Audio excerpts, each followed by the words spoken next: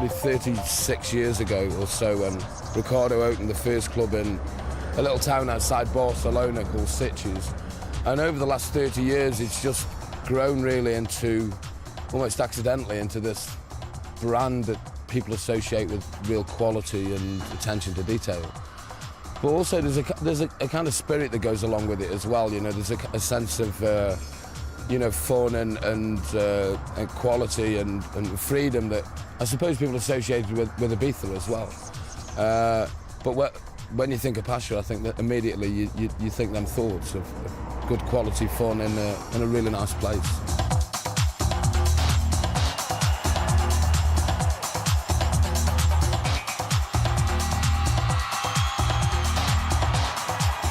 Originally started, he was renting a house in Sitges, Ricardo that is, was renting a house in Sitges, and decided to turn the downstairs of his house into a bar. You know, he saw an opportunity there. He was running a water ski school at the time, 63 or 62 something.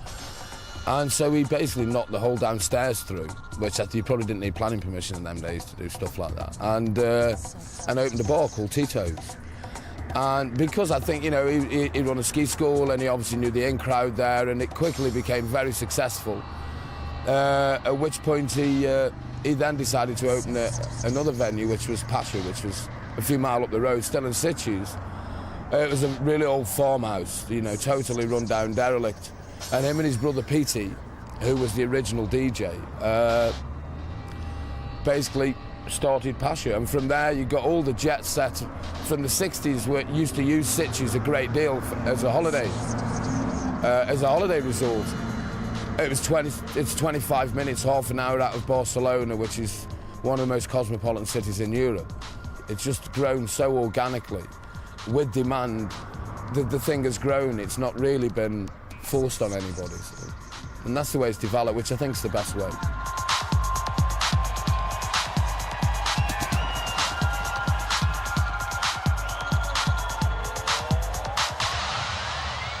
Yeah, this is the original crew, basically, from 1973. A PR staff and DJs and security and so on. It's the original, one of the original DJs here. And like I said, about, you know, half of these have actually died now. So, but then there's a few that still come to the club, and you know, you see their faces around, and then walking here and they're here. You know, and if you look at the fashions. Like I say, you could be wearing all that today and wouldn't look out of place at all. It's amazing how things go round and come back again.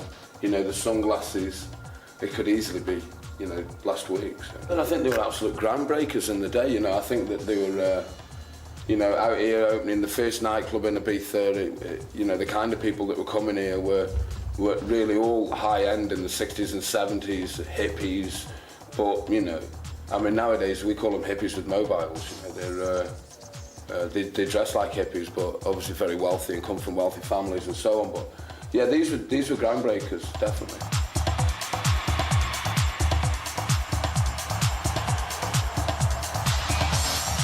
It was the first club in Ibiza, the first proper nightclub in Ibiza. We service our regulars all year round.